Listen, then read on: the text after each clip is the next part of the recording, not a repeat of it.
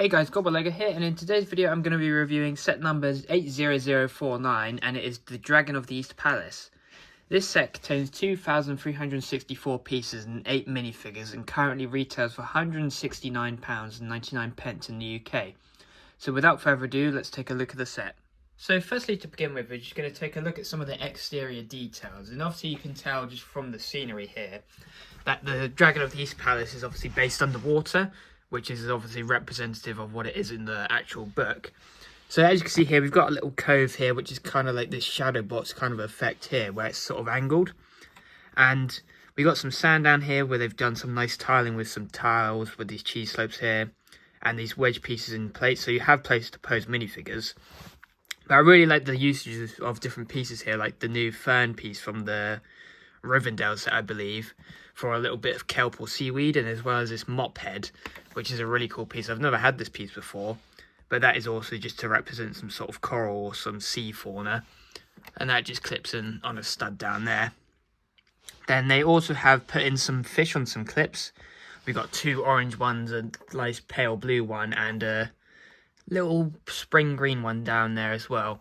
And as you can see, obviously from the shadow effect, that's quite deep in there, so they've been able to pack the small part of the build with lots of detail here, like using the coral pieces and the magenta colour with some olive green leaf pieces, and lots of rock detailing just to give that simulation of the sort of seabed or the sea floor, whatever.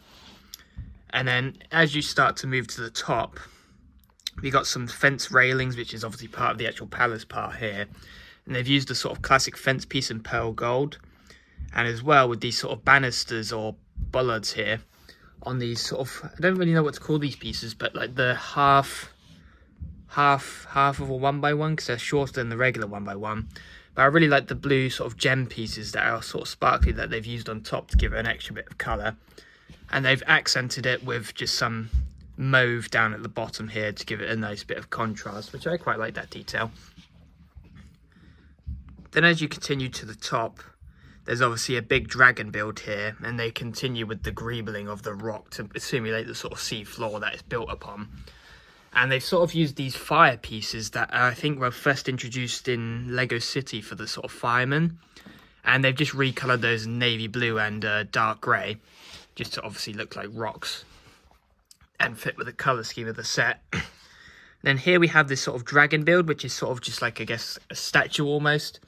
And it's mostly just navy blue and pearl gold in its colour scheme. And it is held on by a little ratchet joint here, so you can actually spin it around and pose it in different directions. But the way the body's built is in different compartments, so the head is actually on a ball joint, so that can be articulated. And he's just got 2 hands here, and he's holding one of these blue spheres, which I think was new for 2023. Or it might actually be the Mysterio headpiece, but I'm not too sure. So as you can see, it's that same sparkly blue as those little gems on the fence there. And that just clips on like so. And he does have an articulated mouth, so you can open and close the jaw. And I really like the brick built design they've used for the head. It reminds me of the actual Dragon of the East, like dragon set. The way they've similarly built up the jaw and the teeth here, as well as the sort of face with the sort of frilly bits at the back. And there is some sticker details here to represent scales on the dragon. Sorry. So yeah, you get a nice little dragon build here. It's just sort of to add to the detail of the palace, I guess. And then moving more centrally, we obviously have part of the actual palace itself, which is such a lovely build. I really love the colour scheme and the aesthetic of this, using mostly white, blue, and this sort of turquoise colour. So that's the sort of main colour scheme of the actual temple. And I really like some of the part usages here, with like the cloud pieces in pearl gold and these swirly little beard pieces here. As well as they've used a nice part of a clamshell here, just to represent a little sort of emblem or crest, with another one of them orbs in the middle. And again, we can see more of that fencing that continues from down below all the way up to here, with some nice columns here in just sort of white colour. And we do have 2 doors here which are actually stickered, as you can see the details on them. If I just zoom in with the camera, you sort of got some door knockers and handles on there. So that's a really nice detail that they've put on the doors to give it some extra detail. Then you can obviously open those doors as well, just like so.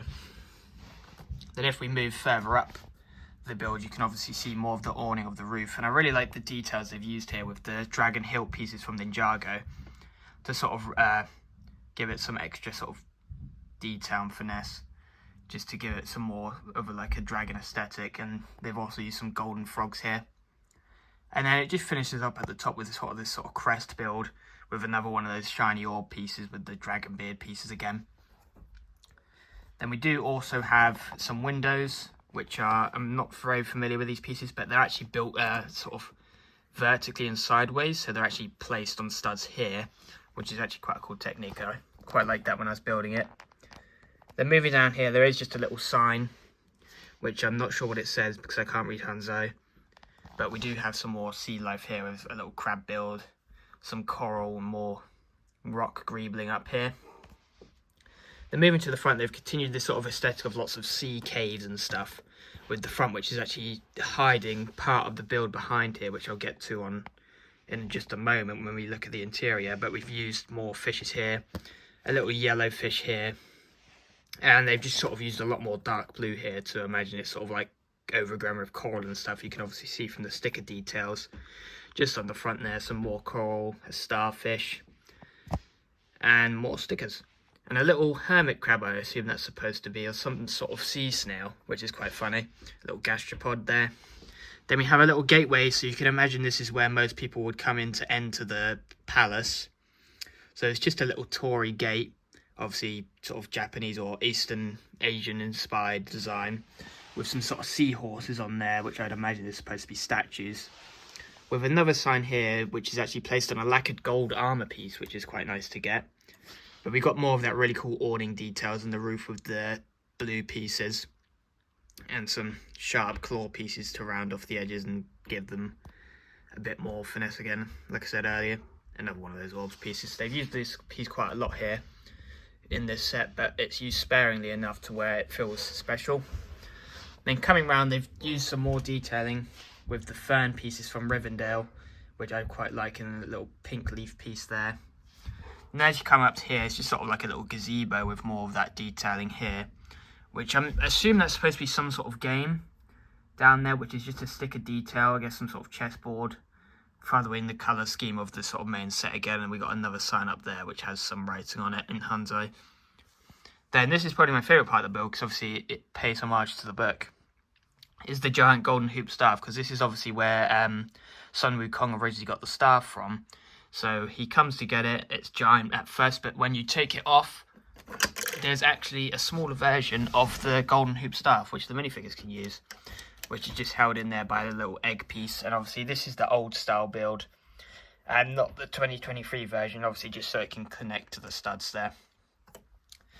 So that's the exterior details of the set. So now let's move on to the interior details. So in order to reveal the first part of interior details, just by opening the main facade of the build at the front here. So these are just on simple slides here, and you basically just pull these two pieces apart and it reveals obviously the throne room here. So if I just zoom in a little bit so you can see more of those details in there, we just have some small play areas for your minifigures.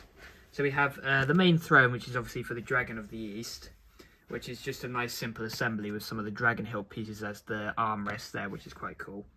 And they've just used a brown 2x2 tile with the studs at the end, so you can actually sit your minifigure on them and actually connect them. So if we obviously take Dragon of the East here and place him on, he just sat right there in the throne room where he's supposed to be. And they've used some more sticker detailings in here, just to add some nice gold detailing, as well as those gold window pieces again. And a little spinny dial piece at the back, just to give some more sort of royal aesthetic to the build. And I really like what they've done with the sort of carpet leading up to the throne, which is just sort of all the turquoise colour, and it's all tiled off, so it looks quite clean in there. So you obviously still have the room to put the minifigures in there, just in the sort of room, but you can't actually attach them to any studs. But it's nice to have that sort of playability, the accessibility for the minifigures. There's actually room to pose minifigures. Then to either side of the throne here, you can see these teapots and bowls, and those are just some little seats for other minifigures to come into the room and sort of sit down and like be company for the king, I guess. So if we just take Sun Wukong, for example, he's just sat down there, and you can obviously bring some of your other minifigures in and really start to populate this build, which I feel like this set does nicely with the addition of so many minifigures. and lots of different rooms where you can pose minifigures. So this is one of the first interior details and the only interior detail of the front of the build, but there is some more at the back, so I'm going to swap the build around and show you those. So as you saw from the front of the build with the small palace atop of the sort of mound, you have this small sort of interior detail as you come through the doors. So this interior detail is obviously very shallow, it's only 4 studs wide. So there's not really much they've done with it here. They've just tiled off most of it, which is a bit annoying, so you can't really put any minifigures down on the actual studs, but you can still obviously put them in there just like so. But the only really interior details here is this little sign up atop the door and some little sort of cabinets and shelving units where they've just put some little trinkets. So you've got a little red ruby crystal here, some sort of egg. And I've never gotten this piece before, but you actually get a geode, so that's quite cool here, which actually has some translucent pink pieces in there to represent the crystals, obviously. And those are all just placed on jumper tiles there, as you can see, with the geode. And we have, obviously, which is just supposed to be a blue crystal, but for those who know, it's a piece of chi. That's the chi piece they use for the Legends of Chima theme, which is quite cool. Then obviously, just taking a look down here, you can obviously see how some of this is built upon some technique to give it some structure or integrity when you're obviously moving the set or whatever. So it's a nice and sturdy set here. But then just below there, you actually have another room, which is another quite big room. So it's a little bit shallower than the main part of the front, but it's quite lengthy. So you have a lot of room here. We got another sort of detailed sign here, and I like how they've used this clear piece here so you can actually see into the main throne room. But this is just supposed to be some sort of little armory for the guards. So you obviously have lots of swords. You've got some gladiuses here, just slotted in these fence pieces, some more gladiuses on the other side, spears on either side. And we also have a piece of armor, which I like they've used for this build, for this armor stand, where they've just used just a simple cylinder and a 1x1 with 2 snot studs on the side with these little, I guess, like pin pieces.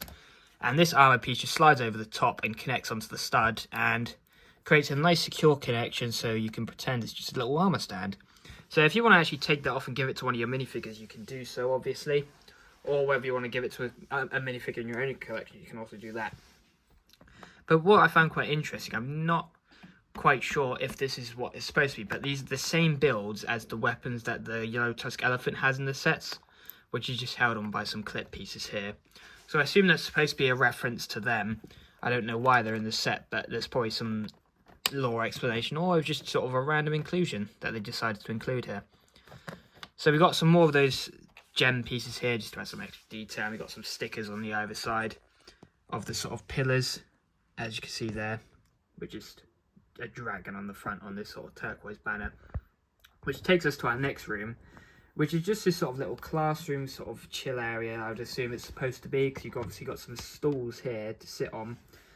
But there's a big screen here, which is obviously supposed to be painting a picture, which you have some sort of figure there. I assume that may be supposed to be the Dragon of the East, but I'm not too sure, but someone offering something to them. But that's quite cool. That's a sticker detail, obviously. And we have a little desk here up at the front. But I really like these chair builds where they've used the dragon hilt pieces again as the armrests, and those are just built upon the regular simple Lego chair, just in reddish brown. So you can pose some minifigures in there, but it's obviously going to be quite tight, so you're only going to really be using the chairs there. So that's just also another nice addition, which is just below the golden hoop staff there. So they've really packed this build out with as much interior detail as they can. And then we've got one more final interior detail, which is obviously his bedroom. And we have the insignia which is present on the actual Dragon of the East set, which is now retired.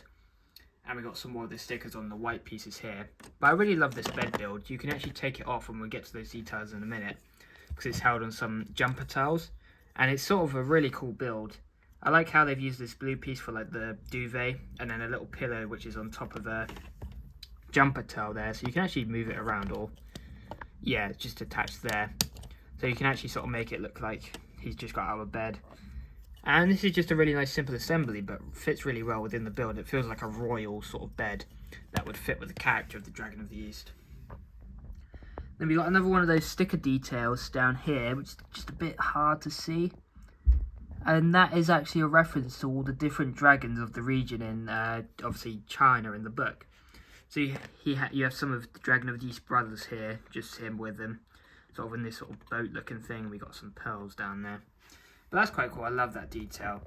It's obviously sort of referencing the actual story. Then we've got some stuff underneath his bed. We've got some of Pigsy's noodles, so he's clearly a fan of Pigsy's restaurant. But we also have this little tablet, which is probably some sort of decree or something, but I have no idea what it says because, again, I can't read Hanzai. Anyone who can read it, feel free to translate in the comments. But that is just a stickered piece, and it's supposed to be a little scroll, so I'm not sure what it's supposed to represent.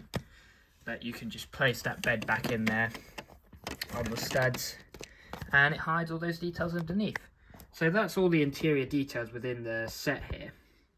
So you get a lot within this set, but without further ado, let's take a look at the minifigures. So our first minifigure here is obviously the Dragon of the East himself, aka Aoguang, from obviously Journey to the West.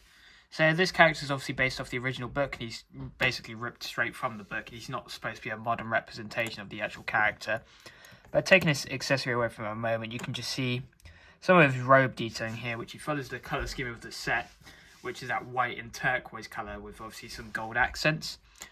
And they've just got some nice detailing here with some buttons here, some little dragon insignia on his stomach, because obviously he's the Dragon of the East. He's got some leg detailing and toe printing down here, which just continues to add to the detail of the minifigure. He's got yellow hands, he's got no arm printing. And he does have a cape, which is quite cool, and it's a cape I've never gotten before other than from these minifigures. And it's sort of got a tapered design, so rather than being sort of gradual down here, it's quite tapered. So as you come from the bottom to the top, it actually starts to thin out. So that's quite cool. It gives him sort of a unique vibe, seeing as not many other minifigures use this. And this is obviously the sort of softer cloth material, so you can actually move it around. It won't crease or whatever if you scrunch it up too much. So that's quite nice. But then lifting his cape up, you can see some of his back detailing. He's got that symbol again, which is sort of like a turtle almost, with some straps with some nice dragon detailings on it, which is quite cool. And then, sorry, the minifigure stand broke. And turning him around, he's obviously got his custom moulded hair, beard piece sort of thing. And that's obviously in the magenta colour with these horns on top, which are printed in gold, which is just painted on. It's not dual moulded. And he's just got some golden shoulder pads here.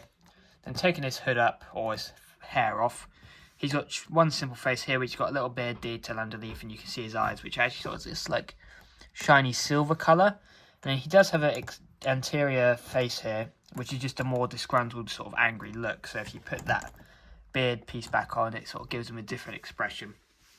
And he comes with this little staff build here, which is a simple little assembly. We've got some clip pieces here, and then the little dragon head here to obviously give it some character.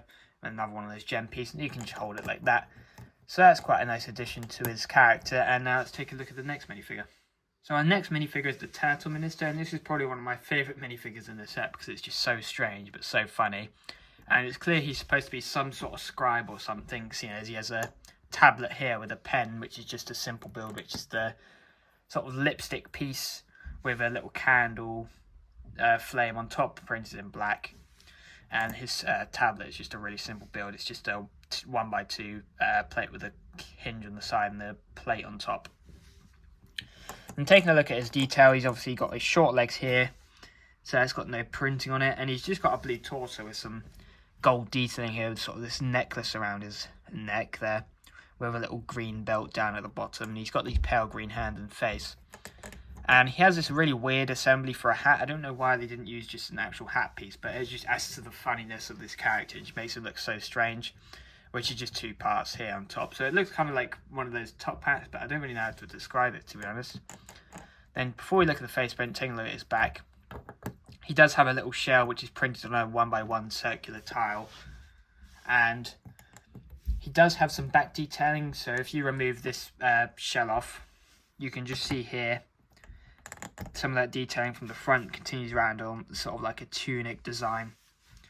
And that's quite cool, but obviously you're not really going to see it most of the time because it's obviously covered up by his little shell assembly here. And sorry about that, it just sort of broke the whole thing. And then taking a look at his face, if anyone knows what a kappa is, that's what it reminds me of. It's sort of like this really strange turtle yokai. But, sorry, the camera's not focusing. So you can see here, he's got sort of this smirky look, and he's got a little mustache here, which just sort of whisks down. and a little nose design, and then yeah, he just got some sort of wrinkly skin to obviously represent his little turtle dude. So that's a really cool minifigure, so let's move on to the next. So here we have one of the shrimp guards, and you do get 2 of these in the set, but I'll obviously review them individually, or one at a time. So these are really cool. They got specially moulded heads for this set, and they are exclusive to this set at the moment. I'm not sure whether they'll get released in another set, to be honest, because they are quite situational. But it's just got a nice simple gold detail torso print there, which is printed on pearl gold, with sort of a shrimpy design. And he has some teal hands or turquoise hands with these sort of orangey trousers at the bottom with no printing on them. But the headpiece is what make these minifigures great, because they're obviously specially moulded and they're actually rubber. So as you can see here, it continues down with the tail from the head, and you've got some really funky looking eyes to obviously represent like a shrimp, and the really long whiskers or sort of on his face here with a little mouth at the bottom. So these minifigures are really great, and obviously add to the sort of population of the sort of sea creatures of the palace there. So it adds to the vibe of the set and obviously fits well with the theme. So that's the shrimp warriors, and now let's move on to the other minifigures. So here we have one of the crab guards, and like the shrimp guard, you get 2 of those in the set which are completely identical. And they just borrow the same torso print here as the shrimp guards, but obviously a different head and different legs. They're on short legs this time. And their head is not printed in, moulded in rubber, it's actually hard plastic, so it's a little bit different. But again, it adds to the sort of vibe of the sea people, and I really love these ones. These are probably my favourite in the set. But he's got a really angry look with some sort of sharp eyes here. And taking a look at the back, he does actually have some torso detailing, which is just sort of like this armour design, which the shrimp warriors do have, but that's covered up by their tail. So you get lots of fish people or sea creatures in the set, so you can actually sort of populate the set. And these sort of remind me a lot of Atlantis minifigures from the early 2010s. So if you know what those are very familiar. But those are the sort of last of the generic characters. So we have 2 more named characters. So without further ado, let's move on to. So firstly, we have the 2023 version of Monkey Kid, and he obviously isn't existent in the original Journey to the West because he's supposed to be the modern representation of Sun Wukong. But as you can see here, he's got this sort of scuba outfit, and he has an accessory which is a camera, because obviously he's supposed to be going back in time and like sort of photographing these memories. But taking his camera away, we can see some of his torso detailing there, which just has his simple colour scheme of the sort of reds and the oranges and the bits of teal. But he's got this sort of nice puffer jacket design with some belt buckles and pouches on there. And obviously, again, it's extremely detailed minifigure all the time with MK. Because as you can see, he's got dual moulded legs in red and black, but with lots of printing on top. So this minifigure is such a highly detailed minifigure to get, and it's obviously nice to get this one because I don't have this design, I don't think. And coming to the head, he has his headband piece with the brace around his head, which Sun Wukong gets in the story. But he also comes with the Ninjago Seabound scuba tank piece.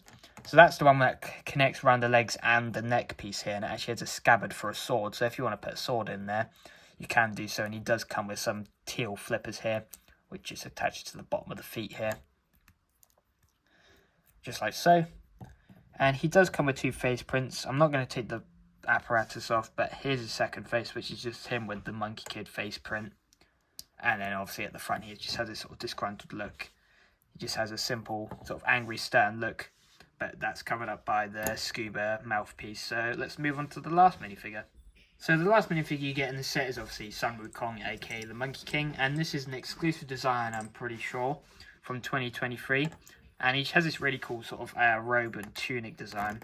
So he's got a main colour scheme of this orangey yellow here with some red accents. But I like how they've added this sort of neckerchief around his neck to give some detail in black. And he too also has dual moulded legs in red and black here. And the printing continues down from his torso to his legs. So you can see those are printed there. And it actually, the leg printing continues on the side here, which is really cool. And his accessory is just a simple bow staff in brown. But you can also give him the golden hoop staff from the set. And he does have his custom moulded hair earpiece combo, which actually came in a minifigure series before this. So as you see there, just taking a look at some of his back detailing. Just continuing that robe design with his little tail at the back, which is attached by the hip there. And he too has 2 face details, like most of the minifigures that have normal heads in this set. So here we have his just sort of happy, sort of grinning face, which is very characteristic of him. Then we also have a very stern, angry Sun Wukong here, for when he feels a bit angry and starts to hit people over the head with his his staff, sorry, like he does in the book. So I feel like those face details really capture the character of Sun Wukong really well, and it's nice to get another version of him in set because he is my favourite character. But overall, those minifigures are great, so now let's move on to the final verdict of the set. So after taking a look at the set, I would definitely say this is probably one of the best Monkie Kid sets they've ever done for the theme, just because of the sheer amount of detail they've just crammed into this build for the piece count it has. It just looks so magnificent, and it looks quite grand, and it's quite a nice display piece. But the only problem here I have with it is obviously that it's a Lego shop exclusive. Obviously, in the UK or the USA, the only way to get these is obviously from Lego.com or going to a Lego store. Many Lego stores now don't even carry the Monkie Kid products. I've been to a few before where they haven't had any Monkie Kid sets in, like, at all. So sometimes your only option is probably going to be off of Lego.com itself. But with that problem aside, this is definitely a set I would recommend to Monkie fans especially. But also, if you're sort of a fan of the sort of East Asian architecture, obviously from the temple detailings up here, this is just quite a nice build if you're into that sort of stuff. But this is definitely a set built for Monkie Kid fans or fans of the Journey to the West book. So if you're not really much of a fan of the theme, this is definitely one you could definitely pass up. But if you're just a big fan of the build and the aesthetic of it, I'd definitely recommend you pick this one up. Especially for the price, £170, I feel like you're getting your money's worth here, especially in the piece count, the size of the build, and the minifigures. You get 8 really cool minifigures, most of which are actually exclusive, and kind of Aoguang here, because he doesn't have the robe piece, he actually has normal minifigure legs. So it's definitely a set I'd recommend to Monkie Kid fans. If you're not a collector of the theme, I definitely would pass on it, because obviously it's quite expensive, but you are getting your money's worth here. But it sort of fits in the similar sort of bracket of sets as the Heavenly Realms and the Flower Fruit Mountain, where it's not based off the actual Monkie Kid show, it's more based upon the original Journey to the West book. So if you've got either Flower Fruit Mountain or the Heavenly Realms set, definitely would recommend picking this one up, because it obviously just goes with the collection there. But if you just want it as a standalone piece and you want a nice build, definitely get this. But it is also a great play set with the interior details, the sliding play feature, the minifigures, all that sort of stuff combined into one great sort of ultimate Monkie Kid set. So if you want to check out some more LEGO reviews on my channel, I'll leave some at the end card here. And without further ado, I'm going to say goodbye.